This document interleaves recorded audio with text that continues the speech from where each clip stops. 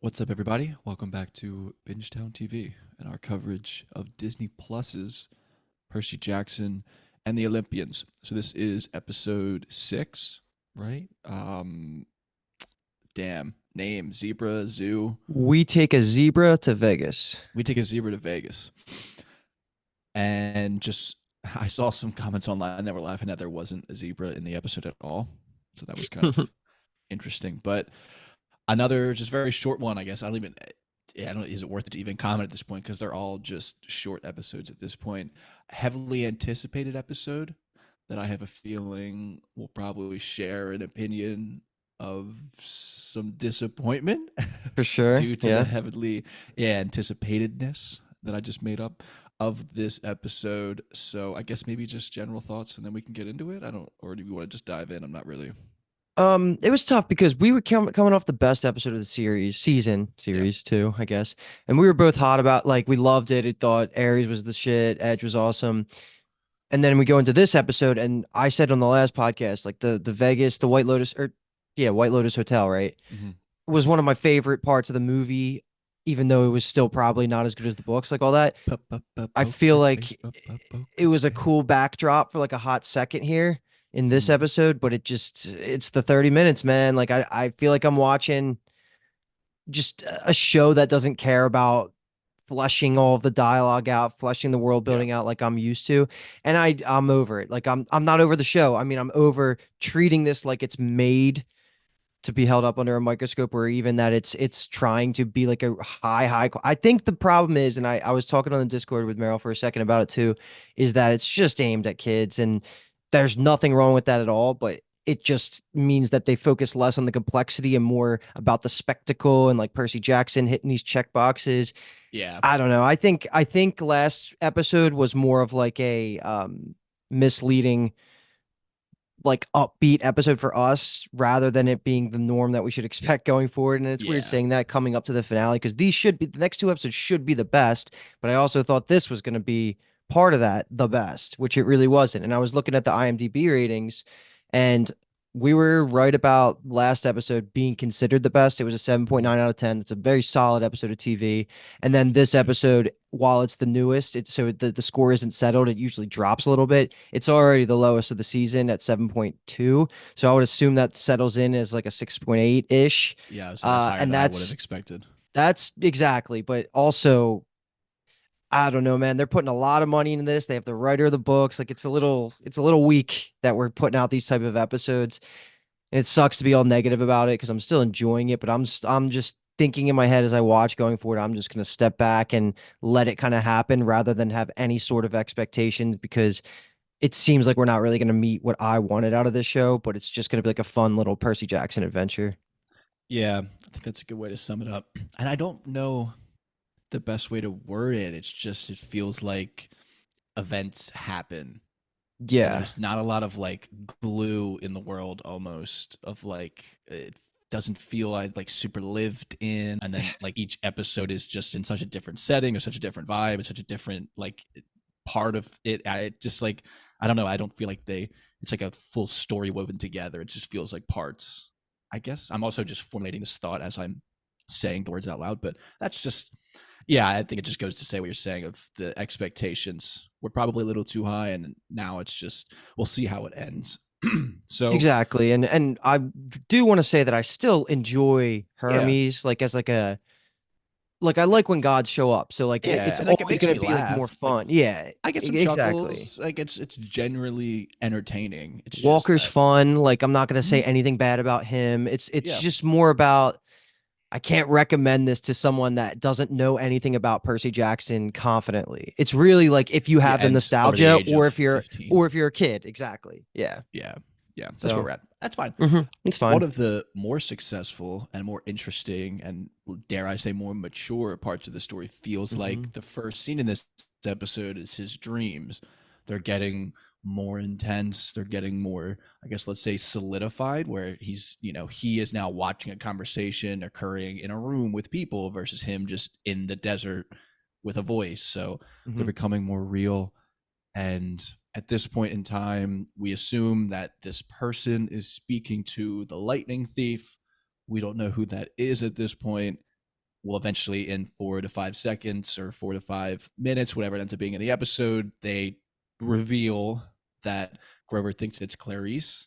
So I Hmm. think we can maybe talk about maybe the dream scene and them in the truck, just kind of together.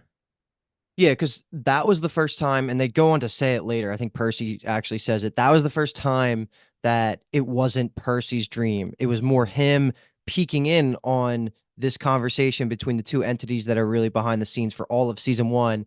And it's cool because the entity is still all powerful. Like he knows Percy's watching, which was Mm-hmm. like a good little thing there. But he does go on to say, like, I taught when he was talking to the lightning thief, saying, I gave you all the tools to succeed, but you still didn't meet my expectations. And then he goes on to say, like, basically, the lightning thief isn't Percy, and I guess Annabeth and Grover their quest is kind of putting some like is kind of throwing a wrench into the plan of whoever this entity is, but they're not like that side, if you want to call it the bad side's not giving up. They're going to keep pushing for whatever plan that they have going on. I'm trying to dance around this because at this point I know all of the answers. Yeah, And yeah. we did have a spoiler, like an open book spoiler talk at the end of the last podcast.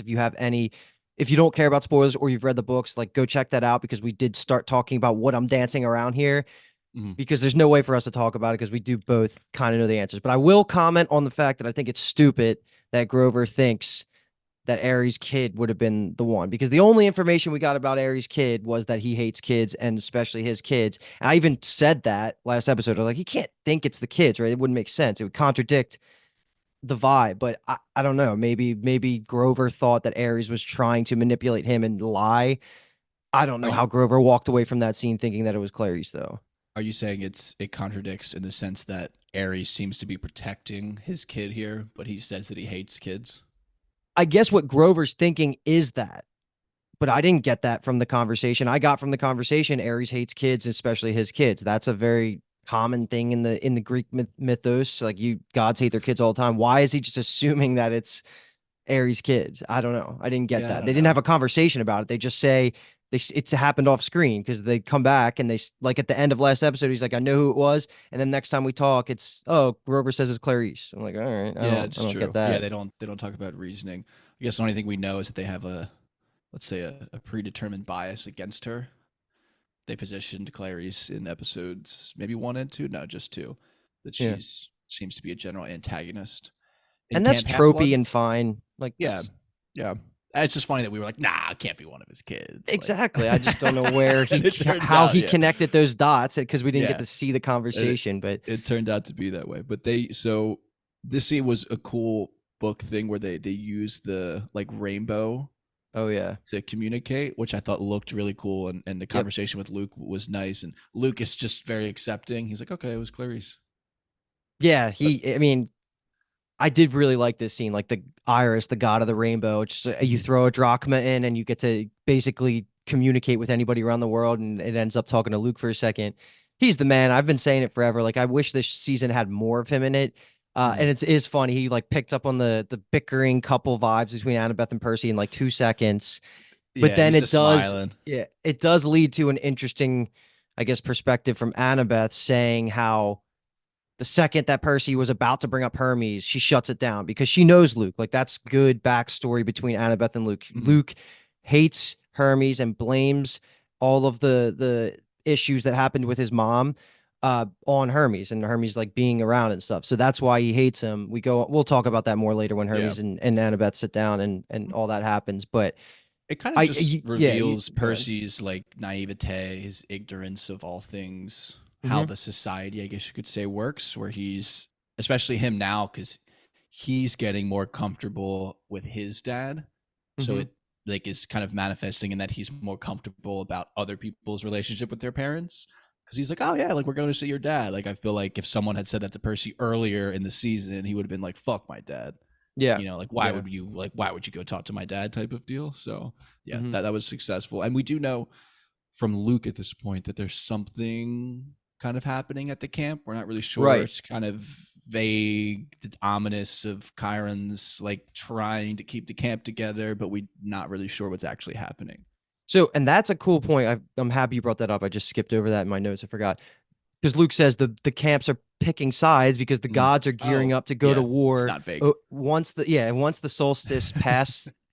the solstice passes, Zeus is supposed to go to war with and all the gods. So that's why they're picking sides. And the idea of that is so cool. Like all of the I mean, you can't say Zeus kids because there are none of the big threes there, but like Yeah. I would assume like Athena being like one of Zeus's favorite daughters in the lore, like would all of the Athena house would side with Zeus, and it would Yeah. just be an interesting if we got a peek into the politics going on there, it would be really cool to see. But we're Yeah. gonna get Because some episode two aftermath of was that. sick. The Hmm. Capture the Flag game was cool, and obviously it would be more serious than the Capture the Flag game, but that Yeah, let's was get some blood, baby. that was Fucking one of the best parts of the whole series so far. So for I'm sure. trying to think if anything else is very important in the truck They here. It's got something it's Grover's not talking to the animals. yeah, not important, but it is cool that they threw it in there that Grover has the ability to give a satyr's blessing to animals. So Mm. when they receive it, they have perfect safety until they get back to the forest or something like that. They just threw that in there. I think he just released them all as a distraction so they can get into the hotel, right? It seemed like yeah to get out of the truck, and also I think Grover genuinely cares Yeah, and there was as no well. oh true, duh. He Yeah, actually wants them to yeah. yeah, I didn't And even this think is about like that. the little like the show still makes me laugh because when Percy's like, is it safe or are they going to be okay or whatever, and then Grover's like, oh, I gave him the satyr blessing, and Percy was Mhm. like, I was talking about the human beings, like you just released a bunch of wild animals into the city, and it's just like, Mhm. they should be okay. There was no zebra anywhere? I I didn't don't. look I too tight. I didn't look too closely, but Yeah, that's me trusting the internet, I guess. That could just be yeah. someone complaining to complain. But so Mhm. we move now to the Lotus Hotel, which another cheeky little scene is Percy being like, "How are we going to notice it?" And Annabeth's like, "Maybe it's the hotel right behind us that's shaped like a lotus." Mhm. But this gets into probably I don't want to say maybe the first point of contention, but really where the episode starts to get downhill is just that the casino, the hotel itself is just kind of flat and different. The movie was different from the book, but the show also feels different than both in the worst way. The Mhm. movie was fun and stuff, and the show just kind of felt like we immediately knew that there's a risk in here. We're not here to have fun. We're here on this mission, and it was just kind of was So like, let me comment on that because I had the same feeling, and it's because we're a little bit biased from the movie because that is something that they do in the books. I was like looking up mhm. conversations, Reddit, Twitter, something. You find out right away that they know the deal with with the lotus plants and like the spell when they walk in the books and the show. But in the movie they don't. They make it like a twist. So I But the think that's books, okay. the books, they're like there though. Like they check into a room. Don't they like actually play games and they're like kind of God, I don't enjoying remember. themselves? Well, Yeah, I that's think I just think it is it not the same twist though? I don't really remember if it's just in the air and they can't avoid it anyway, even though they know about it. It's possible. that's yeah. I guess I don't remember the exact way it gets administered in the books, but I feel like the books they're like literally kids in a casino. I'm only bring that up just because this just felt very like as the microcosm of the whole show is that like we're just like very point A to point B. Yeah. Like there's Yeah. no time to let things breathe and like Totally. expand on things. Like we're kind of pretty much right to Hermes at the craps table, which shout out to Hermes for playing craps, legend. He Dude. knows his games. Oh my. All right. It's probably just deep binge town lore here, but we're obsessed with craps as of last summer. So it was amazing to see that. And they Yeah, even, I thought there was just going to be a backdrop, but he's like, you guys want to play some crafts? I was like, fuck yes, dude. I would That have was played craps with awesome. him for sure. Um, Yeah. but let me bring up two things though. The first is I really like, I mean, accepting the fact that we're not going to have a twist about the lotus leaves and it like Mhm. keeping you in the casino. That aside, I do like them actually name dropping Odysseus and like the Odyssey and Grover Yeah. bringing up that stuff because it's always cool when you canonize some of the Mhm. Greek myths that we know into the Percy Jackson world because you can Yeah. always yeah. So that And was just like a cool moment. that's continuing this character trait arc type of thing where Percy's using all of the lessons that his mom taught him. So Hmm. it's nice that that thread is continuing for sure. Yeah, so I guess how we can take this though. They split here. Grover splits with Annabeth and Percy. You brought up Hermes, so let's just go through the Percy and Annabeth stuff. I just want to like just open talk about it. While they're on their way looking around trying to find Hermes, they do talk about Luke's mom, like the Hermes things I was just bringing up, right? Mhm. And one of the coolest things that I like that they added is that seers are humans that can see through the mist, which is Yep. just that's awesome. Like a good way to use Would like a be seer. wild. Yeah, it would be so you no one would believe you, everything you're crazy. Yeah, Like yeah, it yeah. would be insane. But that's a really cool thing that they just casually brought up. And that's what Luke's mom was, which Mhm. was her interacting with Hermes, having a kid, being a seer in a human world, like messed her psyche up, made her a little like I don't know if they said she was crazy or whatever, but that's why specifically Luke holds a grudge against his dad. Mhm. Yeah. Yeah. I saw people upset online because you didn't know that until the fifth book. I feel like that feels, I don't know, that feels like you're trying too hard to make the show exactly like the books. I feel like Hmm. for the show, like they're fighting to prove season one that like there's a show here, there's threads that can continue, there's a story that's expanding. So I feel like waiting until the fifth season to introduce that doesn't feel as smart as giving us more Luke stuff now. Right. And people were also had the argument that like Rick didn't even think of this when he was writing book one. Like if he would have thought of this earlier, like he probably would have been in an earlier book. So I don't know. That didn't matter to I mean, me. that's the benefit of having Rick there Mhm. after having completed the series and starting from the Yeah, beginning. and Like like he yeah, gets to completed say source that material. he probably was saying that's a great idea. It characterizes Luke. It gives you motivation for why he's weird about the God interaction. I think that was perfectly fine. I never would have thought that people would complain about that. It's pretty Yeah, crazy. Hmm. it's just it's hard when you love something so much and you love it the way that you enjoyed it, Yeah. and seeing Speaking the of, way you dude, enjoyed it changed. It's a speaking little of tough. love, I loved Hermes teleporting speed powers. Oh Once yeah, once they space commit it and he's time. like, "All right, we're gonna have a conversation." They finally name drop Luke and that gets them the conversation. He just like puts his hand up and just like they like teleport. It was so freaking cool. Yeah, the room they I'm a teleport big to is fan of sick that the too. speed stuff. The Yeah, like yeah, with yeah, all of like the little the yep, helmets and the armor. That's I mean, spoiler. I already made the thumbnail for this episode. This that is the thumbnail for the YouTube. Is them nice. sitting in that room just because the backdrop is totally sick. And I thought that Lin Manuel Miranda was awesome as Hermes. Yeah, I thought he's a great actor. I haven't seen a ton of things that he's actually in. Now that I'm trying to think off the top of my head, but he was great. do you know what he's famous for? The most famous for? I mean, I know Hamilton. I've never seen Hamilton, but Right, me neither. yeah. I have no complaints. I think all the gods have been good so far, and that's what I'm really just like holding on to. Mhm. That's like one of the most important pieces besides our main trio is getting the gods down because that is what adds the tension level, makes things more quote unquote believable, and it just makes like the levels of people, it brings it to the forefront. So like Hermes being I feel like all the gods like so far, like Ares and Hermes, maybe not Hephaestus yet. Like he hasn't had a time to do anything, Yeah. but the other But two, it he's really, still yeah. Hephaestus is contributing to this kind of developing nuance of that it's not this black and white world that Hmm. Percy kind of thinks it is, in the sense that like the gods hate their kids and they suck and they're terrible parents. You know, where like he's introduced early on to like the idea of the sacrifice, and he's like, "This is dumb. Like I can't just talk to my dad." But now we're getting like Hephaestus is someone who agrees in the sense that like everything's way more complicated than it probably should be, and Hermes is obviously on that side too, where he's even tried to be more active in his child's life and with his Hmm. lover's life, and it went bad, so he's kind of jaded. And so it's not so much that he like wants to be an absentee father, it's just that he's had such a negative experience on the opposite side. So I think that all like works for me, and the storytelling there works. Yeah, and that I mean that is the biggest theme, I guess, the parents versus the kids, or like the old ways versus the new ways. I think they nearly go hand in hand, maybe not exactly, but that is what they're really trying to nail home. And I'll say they're spending the proper amount of time on that because that theme, those themes are in every single episode Yeah, almost. and that's I mean the But fucking it's the more story. nitty gritty Yeah. that isn't getting the Yeah, proper it's like time. the glue, the caulk, and the cracks of the world. Like it's just I don't know how to describe it correctly. It just Yeah, feels like yeah, we're just jumping from set to set to set to set with like a couple jokes thrown yeah. in for like levity. I don't know. I don't know.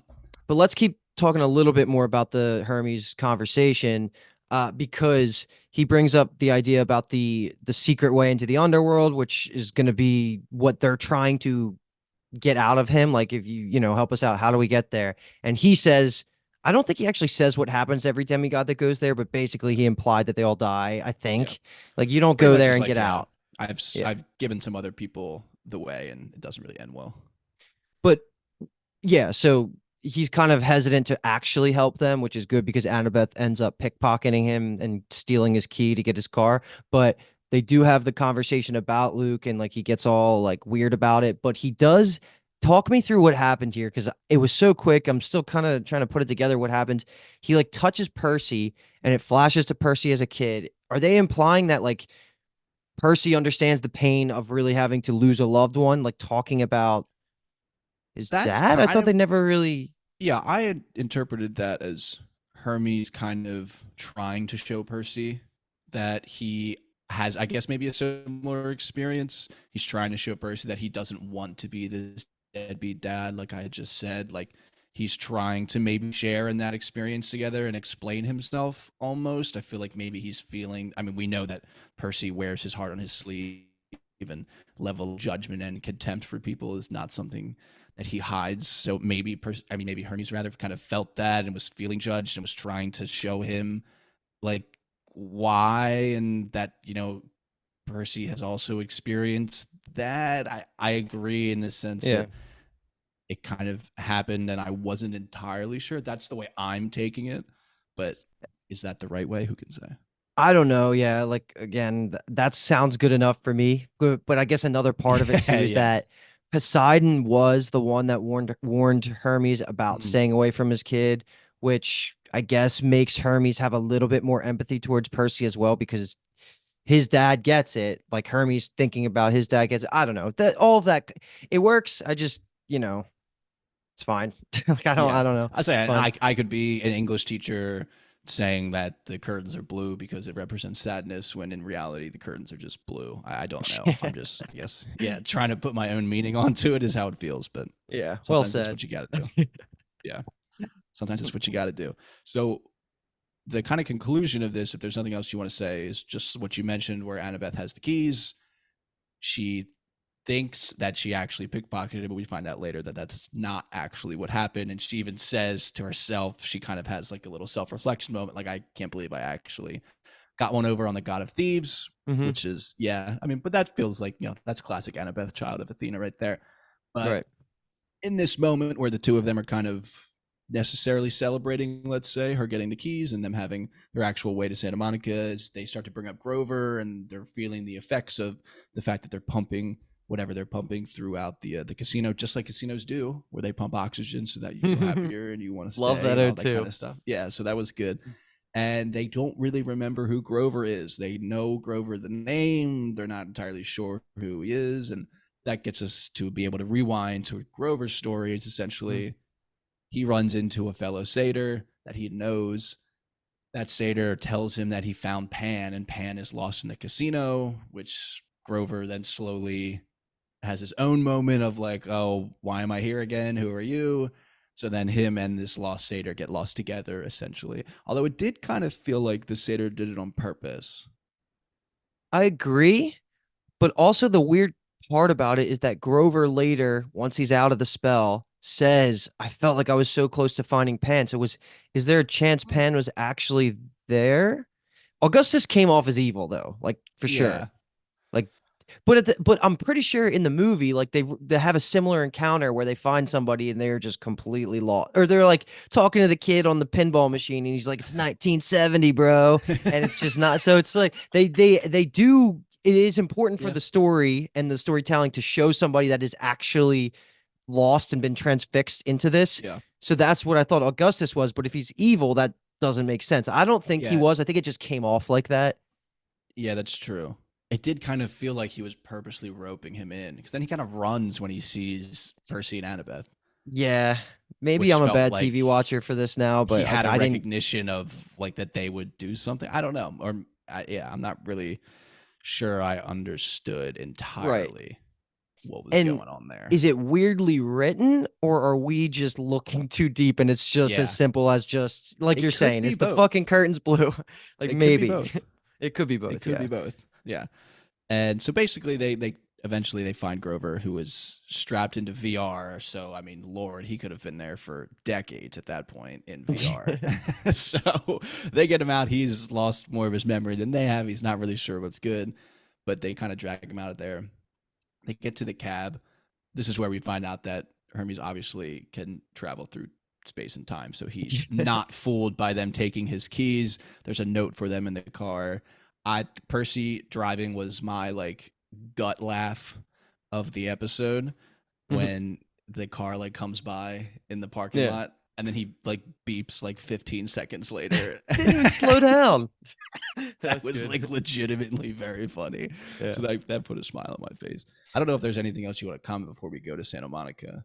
It's just funny that Hermes labeled the note to them, to the dumb kids or whatever Yeah, he yeah. put, which, yeah. I mean, nothing else to add. Ooh, I have a comment. I was happy that I mean the poker face stuff from the movie is fairly like iconic and stuff, but the Dua Lipa was great. I was a big fan of Okay, that. that was like something that completely stuck out. Yeah, the vibes were good for a second, Yes. but then they got a little Yeah, bit like, all Levitating was right, on. And I was like, oh, you want to perhaps, like, dude, I was all in for a go? hot second. And then it Um, there wasn't is meant to one be. other thing I'll bring up now. I won't be too specific, but I actually did see an interview. I think it was someone that works on the show. I forget who it was, but like somebody that maybe it was a writer of this specific episode. It wasn't, I don't think it was Rick, but it was somebody talking. Maybe it was a random TikTok clip of people talking about this episode. But this is a small spoiler that doesn't really matter, but they were very particular about the background noises and little conversations you could hear while in the casino. They name dropped two major characters that will not show up in the that do not show up in the first book or second book. Um, I guess I don't really want to say. I don't know if I do. It doesn't really. I'm just gonna say it because I mean, it if you doesn't don't know, really you matter. literally don't know. Yeah. So like you might not even remember the names. Like I forgot I remembered these names because it's deeper into the story. The movies I don't think ever even got there, but you can hear somebody calling out for Bianca, who's like a character down the road, and maybe there's some sort of connection that they'll bring back up. But it is amazing that they paid attention to the little details like that. Like they really want to plant some of these seeds that allow them to get further down into like season 2 or 3 and just being able to point back to things. So I will give them credit on that they're trying to make it like they're not trying to skip anything and they're trying to plant these seeds, but who knows if we'll get that deep. But it is cool that they Yeah. cared enough to make background noises in the casino that 99.9% of people wouldn't hear it. And even the people that know those characters probably like just didn't hear it. Yeah. And that's like almost conflicting for me, where it's like that's awesome that they do that, but it's like really not adding to like the No. general vibe, enjoyment, like quality.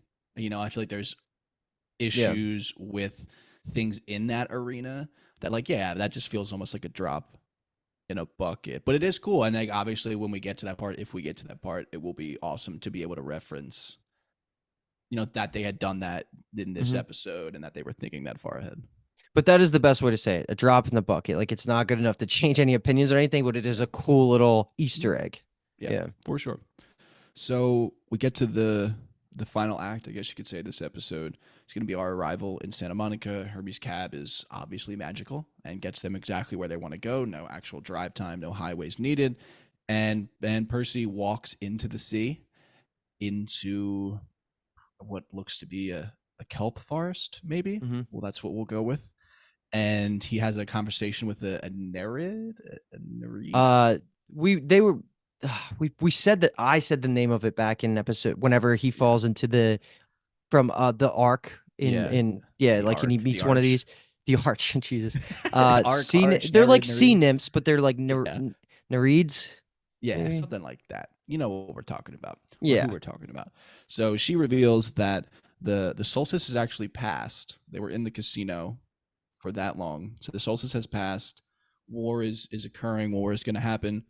Excuse me. Poseidon has left. He tried to wait for Percy as long as he could. Whether that's a lie or the truth, I feel like it's something you can almost decide for yourself.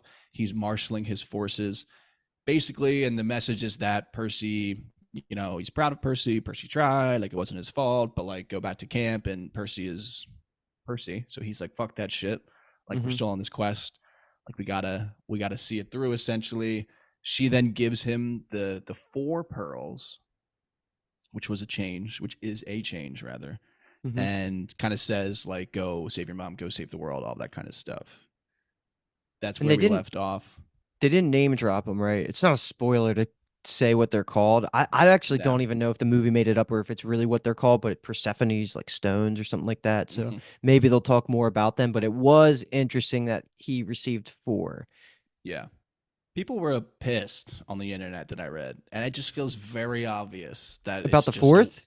yeah, it's just a way like the one something's gonna happen to the fourth one, Something like that, yeah. and then they'll be down to the original three. It just feels more compelling. Like, oh my god, we have four. Like, there's literally four of us. This is perfect. It's like no one has to worry about anything, and then we lose one, and then it's like, oh shit, now we have to make a decision. Just feels like that's easy, basic storytelling. I don't want to say it in like a condescending way. It's just that's what it felt like to me. Sure. And she goes on to say she didn't give any more specificities besides it'll help you escape the underworld, right? Yeah, I mean, not that I picked up. Okay, cool. Yeah, I mean, okay, that's the episode. Freaking 30 minutes. I cannot believe I probably held my breath that whole fucking episode. It's Yeah, so short, man. It's so annoying. Like we could have spent that whole length of that episode just in the casino before Hermes conversation.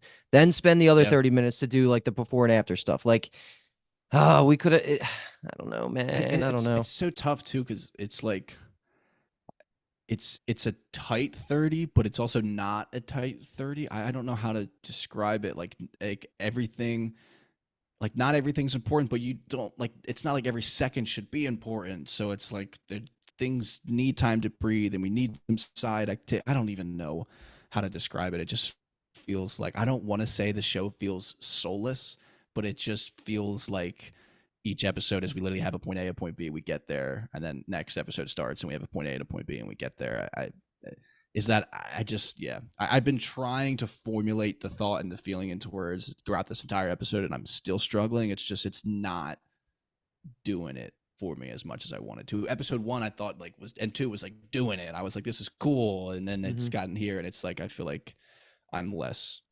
excited. No, I mean, you're spot on, man. Like through 4 years of podcasting, this is like the most weirdly conflicted I've ever been about a show and like expressing my opinion because there's there's good and then there's just bad. Like I don't know. I love when like a writer of the source material is involved in a remake or like a updated version of any story and it felt like this was going to be at least like a solid like 7 or 8, but now it's like looking like it could be lower than that, and that really upsets me. It's looking like a Yeah. 5 or like a 4. Like, And uh, dude, they're 8 episodes. We'll say about 30 minutes an episode. That's what 4 hours of content for fucking almost 100 million. And I mean, very and for expensive. Yeah. TV, like for a movie that's like a cheap budget, if you want to say like a 2 hour movie, and you get $50 million. But I just feel like TV, like it feels wild to me that it's 10, almost $15 million an episode, and we're getting 30 minutes of content.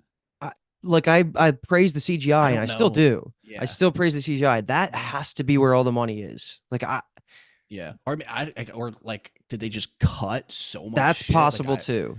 I just Yeah. have no idea. It just feels odd. It just feels odd. Yeah. I don't I know. still I don't enjoy know. the second before I click play on an Oh episode, but yeah, then when and I'm done, I'm like, I can't oh, wait to it's watch so the hard to next one. podcast on this Like because it's like I don't want to be I want negative. yeah, yeah. I just think it's a case of having to kind of lower our or maybe temper our expectations Temper. Yeah. a little bit, but also again, we said this I guess at the end of episode 4 and kind of at the end of the last episode, like there's still episodes left. Like there's I'm totally going to be like by the time we watch the next episode, like you're saying, when I like when I click play, like I'm going to be like okay, like I'm excited to watch, and then we'll see how that changes throughout the content, but Mhm. there's 2 episodes So left, right? at least there's two left. Yes. At least Alki and Dave, they'll watch it without having as much of a Yes. book background. And I maybe need that in my life. hopefully they watch it before the finale comes out. So when we podcast on it, I'll be able to bring some of their opinions to the table just to hear what somebody that's not as invested as we are thinks Yeah, about I'm the so show. curious what a 28-year-old man who has no Percy Jackson experience thinks of this television But show. he is Greek, so that's a Oh, little bias. true. Yeah, he could be Okay, well biased a maybe little bit. maybe Dave is the true tell then, Yeah, true. because Dave hasn't read any of the books, right? Has he seen the I don't movies? think he's seen the movie, but I don't think he's Bastard. read any of the books. Either way, okay. Well, that's going to complete our coverage of episode 6. We are trending down for the moment. For the moment, when we're trending down, like we mentioned, off of the back of the best episode of the series. So that just kind of maybe is the way it goes. We'll see what happens episode 7 next week. If you are enjoying Bingetown TV, just know that we do much more than just Percy Jackson. We've name dropped Dave and Aoki. Me, Dave, and Aoki cover anime shows. We just finished Yu Yu Hakusho on Netflix. We're doing Solo Leveling, which is one of the hottest new animes of the season. And we are also covering True Detective. That's just starting to come out on HBO Max. So we're doing that.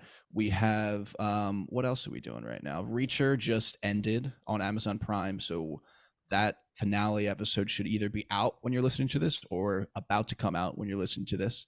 And then coming Traders and down, yes, Traders on Peacock. So that's a little reality television. So look at us. We're all over the place. We're in Disney Plus, we're in anime, we're in HBO Max, we're on Amazon Prime, we're in reality television. So there's a lot of Bingetown TV content to go around.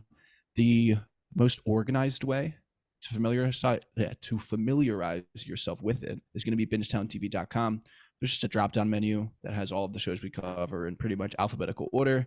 And then if you're listening on a Percy Jackson, our Percy Jackson specific feed, there is a main Bingetown TV feed where all of our episodes get thrown onto.